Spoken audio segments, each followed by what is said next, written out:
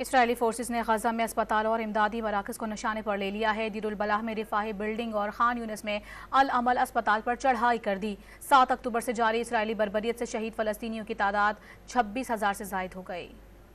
اسرائیلی فوج کی غزہ میں خون ریز کارروائیاں جاری ہیں۔ 24 گھنٹے کے دوران مزید 150 فلسطینی شہید کر دیے گئے۔ صہیونی فورسز نے اسپتالوں اور امدادی مراکز کو ہدف بنا لیا۔ اسرائیلی فوج نے غزہ میں دیر ابلا میں رفاہی بلڈنگ پر بم داغ دیے۔ شجاعیہ، النصر ہسپتال اور بیت اللہیہ کے اطراف میں بمباری کے بعد اسرائیلی فوجیوں نے خان یونس میں العمل اسپتال پر بھی دھاوا بول دیا۔ شمالی غزہ کے اسکول سے ہاتھ پاؤں بندی 30 سے زائد لاشیں برآمد ہوئیں۔ فلسطینی وزارت صحت کے مطابق 7 اکتوبر سے جاری اسرائیلی بربریت سے غزہ میں شہید فلسطینیوں کی تعداد 26,751 ہو گئی، جبکہ 65,000 سے زائد زخمی ہے۔ غزہ میں اسرائیلی فلسطینی میتیں لے جانے کے لیے گدا گاڑی کے استعمال پر مجبور ہے۔ اقوام متحدہ نے خبردار کیا کہ غزہ میں صاف پانی کی فراہمی زندگی اور موت کا مسئلہ بن چکی ہے۔ دوسری جانب فلسطین کی مزاحمتی تنظیم نے اسرائیلی فوجیوں کے خلاف غزہ میں اپنی تازہ کارروائیوں کی ویڈیوز جاری کر دی۔